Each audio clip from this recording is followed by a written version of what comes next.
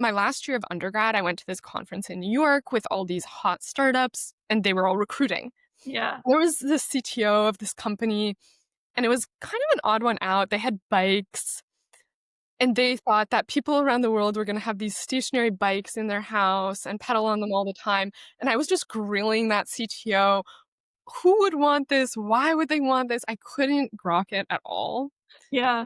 And of course, that was Peloton.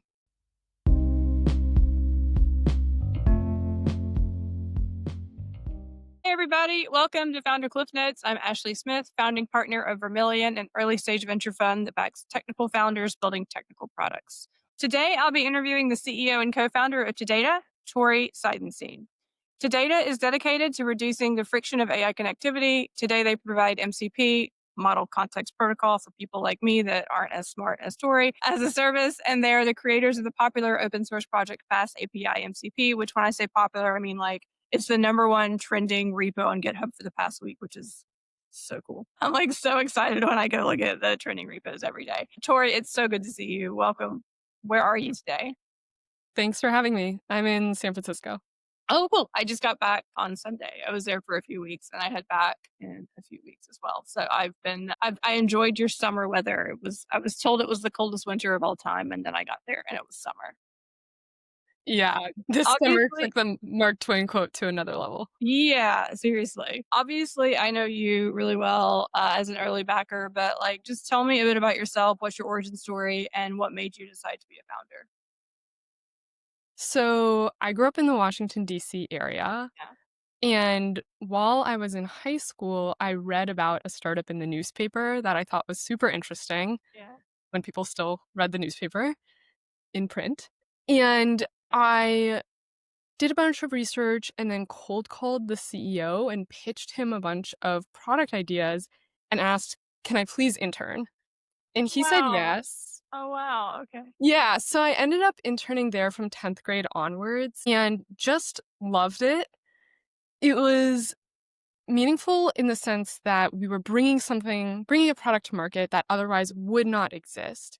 And second is I loved the day-to-day nature of it, that there was a different challenge every day, there was so much variety going on. Just felt so stimulated. So ever since then, I've known I really wanted to start my own very successful company one day. Yeah. Yeah. While you were in high school, that's incredible. In my career, I've gotten emails from people that were like much younger that were like, "Oh, we love your company. Can we just intern?" And I'm always like, "You're so much smarter than I was in high school. That's amazing that you like immediately knew what you liked." It's a great way to find out that you like startups. I got lucky. Yeah, totally. Same. You could have worked on anything. I have my answers to why this idea, this moment, and this team, but would love to kind of hear from you what you think about and why you started this company when you did.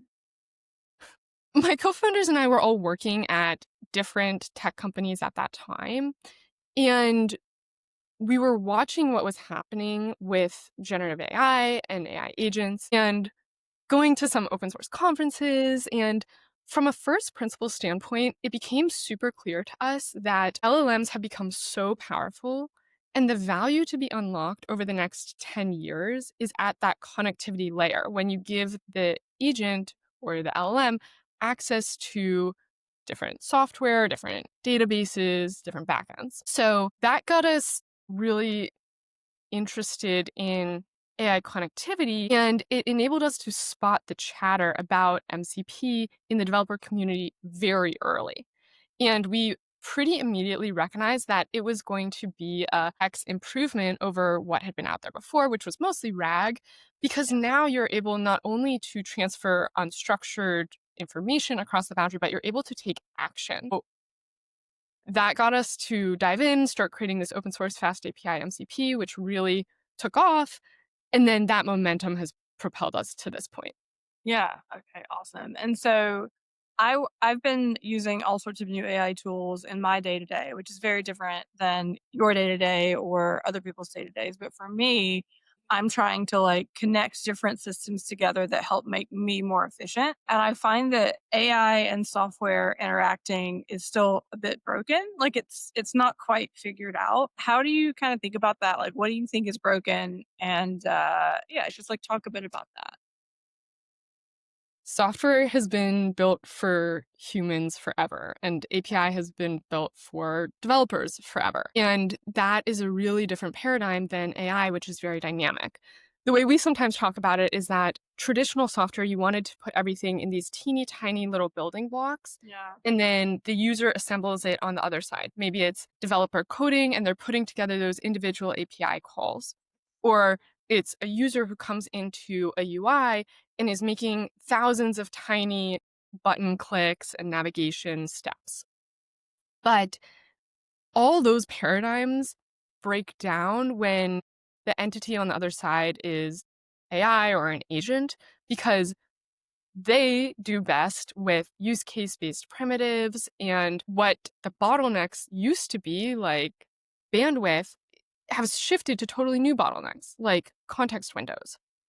So, all of that is to say that companies which are trying to shift to ride and capitalize on everything that AI unlocks Right. are having to take a step back and reconsider from the ground level, how do we build our software assuming that it's either an autonomous AI agent interacting, or even more likely right now, it's a human with an AI co-pilot alongside them. Yeah. And that leads to a lot of interesting opportunities to redesign the product experience.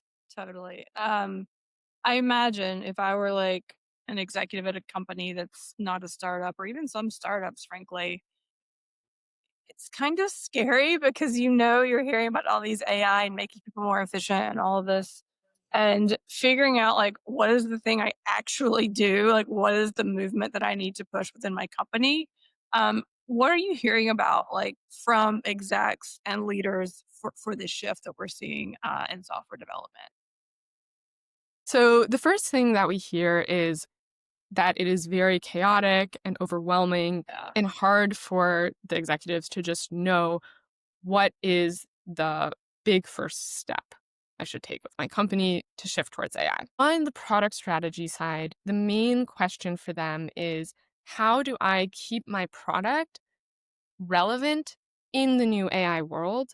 Meaning either that my end users are going to come and access it via an AI platform like ChatGPT or Claude, Yep. or developers are going to integrate it into AI agents that they're building. And the executive's thinking there is, either I need to offer some AI expression of my product, perhaps via MCP, or else I risk being leapfrogged by a company that does. Another CRM that's leaning into this AI movement, another Right. document processing system that's leading into this AI movement. So it's a lot about how to stay relevant within their segment. And then the third thing is that executives are super excited because the emergence of AI and the prevalence of it now unlocks a lot of really interesting new product opportunities where, first of all, there's a lot of opportunity for increased usage just because the agents are so Yeah. much more efficient and can do workflows way faster than humans can and at volumes we can't imagine. And also, it unlocks new possibilities when different systems can talk to each other dynamically. And executives are super excited to capitalize on all of that. Right. Yeah. And for me, I'm a solo GP. It's just me and my company. Right. So, like, it still feels chaotic when I'm trying to like hook all these things together and figure out how to like build AI sourcing. Like, there's so many things that just me by myself, I'm like, this is chaos. It's fun. I like it. Like, I enjoy playing with new tools, but I assume in like a large organization, that's pretty tricky. How are y'all trying to help people navigate that chaos in a more manageable way? It's both in terms of the product and Yeah. in terms of the process that we use to work with companies. So, on the product side, what we've done is when a company wants to have an MCP server, they're basically saying, we want to connect our product to LLM agents. And we've broken it down into templates. So, let's say that they want what everybody thinks of when they think of MCP, which is, I want a user to come into ChatGPT, Claude and interact with my product, take actions, pull data, whatever it may be. So there's a external template that serves that purpose. Another common objective is that they want basically that same thing, but for internal use. They want their operations people to be able to manage vast logistics dynamically that is in a custom API or a custom database in their company's infrastructure. So then we have an internal template for that. And the templates have unlocked really interesting other new opportunities. Of course, a lot of dev tools, they care a lot about the business goal of streamlining the developer's adoption of their API or their SDK. And so one of the most unique templates that we've created is what we often refer to as the vibe codability MCP. It basically is an expert on the company's product, let's say on Stripe's API. And Stripe can then give it to all the developers who want to integrate Stripe into their app. They just say, integrate Stripe into my app in this way. And the MCP has all the documentation on of Stripe. They have the code examples. They have authenticated access for testing. And so what that unlocks is now the developer can have an AI agent that's an expert in Stripe. It's Yeah. not just using whatever the model was previously trained on. You're not going to get those sort of hallucinations. It's not going to the internet and pulling random information. And so this Stripe expert is almost like a solutions engineer. If Stripe could give a Yeah. solutions engineer to every single person who wants to adopt Stripe in their app. So all of that is to say that by breaking it down into templates, we basically start with what is the goal that the company has from a business standpoint, and then the tech is very templated to solve that objective. Yeah. On the process side, we're doing a lot more guiding of companies than I anticipated. We initially thought this was just going to be self-serve. It was just going to be bottoms up. And what we're finding is a lot of companies come to us and want us as a strategic partner because we've been seeing how every other company is building and launching MCP servers. Totally. And that's a unique opportunity from a market standpoint. Like, if you're the source of truth for how to build this, like, it's a really, really great place to sell through, which I'm sure you're seeing. Yeah. And it also enables us to make each subsequent server better because we learn what works well. Right. Yeah. And you can spread that knowledge. And I think the great thing about good content is if you're finding that everyone's having the same issue, everyone's having the same questions, it's the perfect place to go create content around that in some format. And, as you get bigger as a company, that will be like sales enablement products, like so that you have like one pager PDFs that explain security of blah, blah, blah. And so I think it's good that you're getting pulled in that direction early. I do think bottoms up is always going to be important for any developer product, right? And like part of that is you did start out open source, which I adore. Like I've worked on so many open source companies. But why? It's hard. You always hear like, oh, it's hard to monetize open source projects. I love it. I think it's not hard, but curious what were you thinking there? We created Fast API MCP because we wanted to meet developers where they were at. Yeah. And one of the earliest beliefs we developed is that companies weren't going to want to maintain two entirely separate code bases, one for their human users and one for their AI users. Yeah. And so the thought for Fast API MCP was everybody already has these fast API apps. Why don't we make it really easy for them to just spin up an MCP server that mounts in the same way? Honestly, it's been amazing having this open source community because so many people are contributing and excited Yeah. about it and sharing and evangelizing it all over the internet and at conferences. But also, it's been really strategic for us because it enables us to learn super quickly and see huge enterprises coming onto the platform. One of the biggest surprises is actually that tw- we took a look at the stars on the repo 2 or 3 months in, and 12% of the Yeah. stars are from organizations of 10,000 person Oh my plus god. orgs. Yeah, that's great. That's a Yeah. really good signal, right? Because it's, Yeah. um, not just from, like, a monetization standpoint, but you're, like, seeing that this works for real teams that are working together, and so I just that's such a good stat. Yeah. And the Yeah, other thing that it gave us confidence on yeah, is, yes, it's true that smaller companies are being a lot faster getting this into production, yep, but larger companies are working on it. They have it in prod for internal purposes already, yeah, and we don't we now have the confidence to know they're working towards getting it public, and that indicates to us there's a huge monetization opportunity even with these massive companies that are using the product like Shop or the open source like Shopify, Amazon, yeah. etc. Wow. So some of the earliest customers, like, what are you seeing? Are there trends emerging? Is everyone doing the same thing? Sort of kind of talk a bit about what you're seeing in those earliest customers. There's a lot of variety for Oh, sure. And I think a couple of things come to mind. The first thing is that we see the largest wave of adoption by developer facing products because when you think about where an MCP is useful, it's only useful where there's AI agents on the other side. And the coding and programming market is completely saturated already. This stat is already old, but a couple months ago, GitHub did a study, and 92% of developers in the US are already using AI coding in their day to day. So that means that every developer tool has to be ready to serve developers who are working inside an AI IDE. And so then we've been working with companies like Tvili, who has a API where we've created alongside them a MCP server that streamlines the adoption for developers working inside an AI IDE.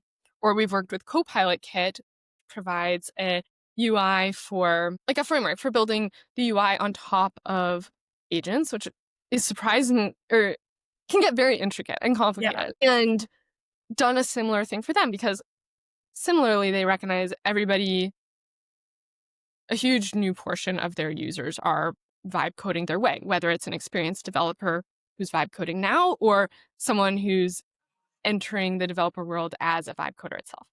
And then on the other side, we see companies that are exposing their product, their API product as a backend as a service for other developers who want to build agentic systems. We see really a wide variety there. yeah, yeah. I mean, variety is good, and the downside is when you're thinking about marketing and your use cases over like it's a giant variety, you have to figure out how to segment them and then figure out how to market to each of the particular use cases.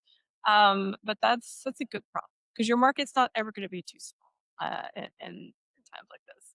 Yeah, yeah. Um, Speaking of go to market, I built my career as a engineer, but technical marketing, and a few things along the way. But what are some go to market tactics you've kind of learned as you've gotten have started building the company? Like I feel like old stuff really isn't working anymore. The new ways are shifting, and I'm curious, real world experience, what you're seeing. Well, I think it's said a lot in our startup bubble, but Yeah, I do really find that the personal relationships, whether they're relationships that we've had before or I meet somebody at an event, yeah, those do have the most depth for sure. absolutely. Yep. The Yeah, because you get a chance to go so much further in a 5-minute live conversation than you do in any exchange that's virtual. The surprising or fun thing for us is that we have also really started taking off digitally in the sense that a ton of developers and very influential developers began posting about our open source repo before we ever met them. And Yeah. then that's generated a lot of transitive trust across the developer community when we've Right. gotten hundreds of thousands of people learning about us from different courses, from the Microsoft Developers Summit, etc. Yeah. And then we've been venturing into new areas. I'd been a long time lurker on Reddit and started posting there. I'm like Yeah. 15. I think I'm 15 years in. No, way more than that. Oh god, I don't even think about it. But yeah, I love that Reddit is like working as a go-to-market channel for people. Like it's working really well. Yeah, we're getting hundreds of thousands of views on the content Wow. there, which is Yeah. very much just because there's such active Reddit communities of developers trying to learn and navigate all these changes. I think the big thing is that developers always want to stay relevant, and so there's Yeah. just a huge appetite to see what's out there, and Reddit, as a result, is thriving. Yeah, yeah, totally. And I'm like on all the technical subreddits, like following along, and I'm not building software every day, but like I want to know what's going on. And it's fun. I've always loved the community around certain subreddits. Like has always been just a good time. Yeah. So, what's next? Like there's so many ways to answer that, right? You can talk about like what you're building in 10 years, what you're building in the next 6 months. But yeah, I'm just curious, like how are you thinking about what's coming up and what's on the horizon? For us, it's a lot of building, a lot of Yeah. working with companies and learning from the process about Yeah. what leads to a good AI experience. The way we think about Tadata is, yeah, we're starting with MCP servers, but ultimately we're dedicated to helping companies treat AI agents as first class citizens of their product. Yep. And so MCP is a first part of that, and it expands from there in a number of different ways. A big part, of course, is that in the past, companies have had to create good user experience in their interface, and then they often have a good developer experience. And now what we're seeing is the emergence of AI experience and how does a company evaluate or assess and then improve the experience of an AI agent or an AI copilot interacting with their product. So a big focus for us right now has been how do we provide analytics and observability into where AI agents are having success or failure with the product and therefore how you can improve it over time. Yeah. Yeah. Brilliant. I'm excited just to kind of see how quickly y'all are growing and where it takes you. It's so much fun to work on a startup that has the momentum of the community behind you. Like it's such a joy. And I think taking the feedback from customers and from the community and like integrating that into the product and thinking get excited about what you're shipping is just truly like I don't know, that was when I was always the happiest. Like at Twilio, somebody would request something and someone would go build it overnight. Same thing at PAR, same thing at GitLab. And it was just always a joy to work on products that developers loved because we all get so excited about what we're using in our day to day. Um, so, I love asking this question because I think it's interesting to hear different perspectives from different people. But we all have people in our careers and personal lives that we've just like learned so much from. And immediately, like when you ask the question, my brain goes like to one or two people. And I'm like, that's who has impacted my career in ways that they'll never ever realize how impactful it was. Who is that for you? Who's the person that you feel like you kind of like learned the most from professionally? It's a super hard question because Yeah. honestly, the list is long, Yeah. and I've been fortunate, I think, Yeah. working with really good people. The person who sticks out most to me is Hema, who was my team lead on my very first Mm, team at Facebook. yeah. So I joined there as a new grad engineer, and we were working on a brand new 0 to 1 product, albeit within a large company. And what I learned from her was so much about leadership and, in particular, a leadership style that's very dedicated to empowering others and the idea that the role of the person leading is very much to get out of others more than they even thought that they were capable of. And that team was a superstar team. Part of it is that we would travel together around the world to India, to Brazil, where our product was being used, and then come back to Menlo Park. And we were really connected to our users. But I think what um, a lot of the lessons that I saw her create on this superstar team at Facebook are also translated to values that we've brought into building to data. Things like mistakes are welcome because we're all learning. The idea that we can disagree, but then we do it with love, and we literally will say at the end, "Oh, I love you," and Yeah. it's all good because that disagreement is better for the team. And yeah, it's a culture of psychological safety, to be Yeah, honest. yeah, it's real, and I've been fortunate to work with just some also incredible leaders, and you learn from everyone as you go, and you take what you like and you leave what you don't, and I mean, I worked at Facebook as an acquisition. I wasn't hired there. They would probably never hire me, but I was acquired in. And there were some managers there that were very strong, and I'm still friends with today. That I'm like, oh no, you're great, and I learned a lot from them. So I can see that. Yeah, our team is still so close, and we Yeah, across functions as well, and yeah, it's been cool as we've been building to data to look at different moments and think about our team went to Thailand in December, for example. yeah. And while there, I'm reflecting on moments that I had in earlier teams and how that's shaping the way that we're building this company. Totally. Yeah, when we were at Facebook, they sent us all over the world because we were doing this, like, event series, and we were talking to developers all over the world, similar, and you go and you get so excited because these people from all over are so excited at the time to use ours, and you get such great feedback, and it really did, like, I don't know, it makes your team closer, and I think you get greater customer feedback when you are, like, fully in the market globally.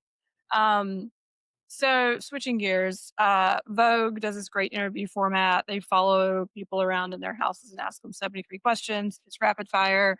So we're not going to follow you around. Won't be 73, but like, quick answer.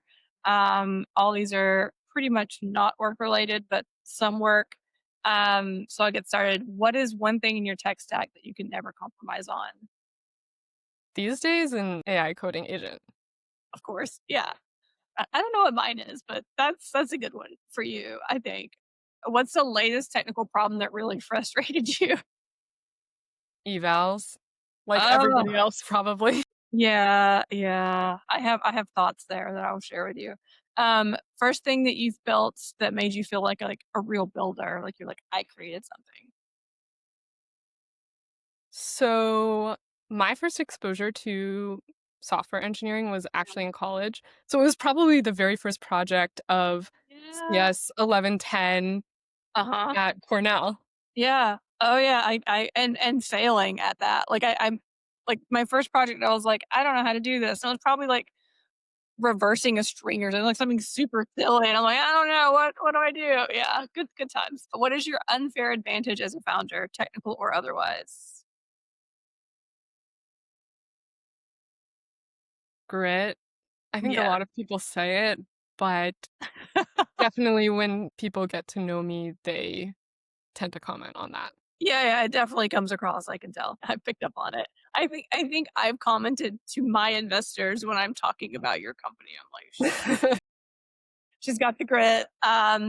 Alright, so how do you know when a feature is done?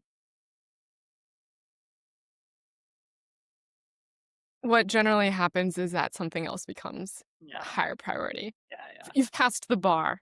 yeah. But in general, I would say in startup land, you're not optimizing for features being done, you're optimizing for them being valuable.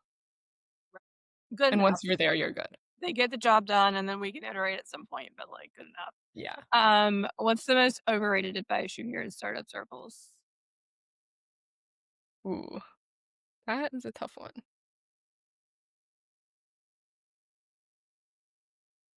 It's not one single piece of advice, but I Yeah, do notice that every domain expert thinks their thing is all you should be thinking about. not For example, yeah, marketing people think you should have started marketing before you started your company. Design people totally. think you should invest in stellar design. Everybody thinks their thing is the most important. And then the job of the founders is sitting there and determining in a very agile way actually, how do we allocate our very precious resources? Yeah, and the answer is usually all are equally important, which is even harder. Yeah. That there's a right moment to lean into everything and you're almost Totally. conducting a symphony. Yeah. Yeah. What's the most underrated advice you hear in startup circles? One piece of advice, or one thing which no one has ever said as advice, but I've learned is the ability to distinguish when you should seek external input Yeah. versus trusting your internal judgment. Yeah. Internal is always faster. External can be incredibly valuable, but over time, I've refined when I use each. Totally agree. And sometimes external feedback is useless. Like, I think I even say in a lot of my emails, I'm like, I'm just an investor. You're in the weeds every day. Please ignore anything that doesn't make sense for you. And then I'll give feedback. But yeah, totally agree. What was your worst startup idea? This was not my idea, but it was an example of my bad judgment on something that ended up being successful. Yeah. Was my last year of undergrad, I went to this conference in New York with all these hot startups, and they were all recruiting.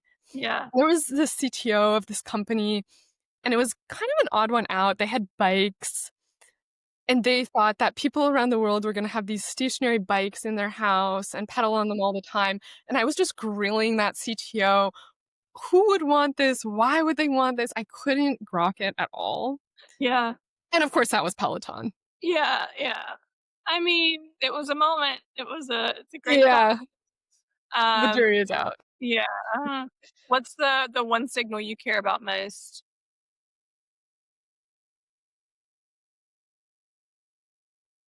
There's two things. One is anecdotal, the response that we're getting Yeah. from the people using our product. And the second is we're looking a lot at the number of calls and usage of the Yeah. servers created on our platform. Yep. What's been your best acquisition channel at the earliest stages? Personal relationships. Yeah. Whether they have existed for whether I've known the person for years or I just recently met them, Mm, if I met someone in person, it's way more likely we're gonna do something cool together. yeah. First concert. Natalie Cole Oh, here in the Bay Area, but I was young. yeah. Interesting. Last concert. Maggie Rogers. Oh, that's a good one. Yes. They're both great. Your favorite analog hobby or activity? I am pretty obsessed with running Oh God. and also with following elite women's distance running. So Yeah. for the Olympics, I even hosted a party for all my friends. I wanted them all to run a mile with me, which they did not want to do, but then they did humor me by listening to me present a PowerPoint about the runners in the Oh my God. race and all the drama, and it was pretty good. That sounds amazing. I don't run, but I appreciate people that do. It's a good hobby. What's your favorite season? I like them all for different reasons. I think summer has the most nostalgic memories for me. Oh yeah. Okay. I hate Summer summer. camp and that I sort of hate summer because it's hot. I'm well, like, that's a New York thing. yeah, I'm like, Coming back to where we started. yeah, get me away from this like hot weather. It's finally cooling off a little bit. Well, thank you so much for taking the time. I know you're extremely busy building your company. But it was great to hear about your journey as a founder, your journey as a human, the progress you've been making at Tadata, and yeah, thank you so much for joining me. Thanks, Ashley. It's been Yeah, awesome working with you. And thanks for having me on the podcast. yeah.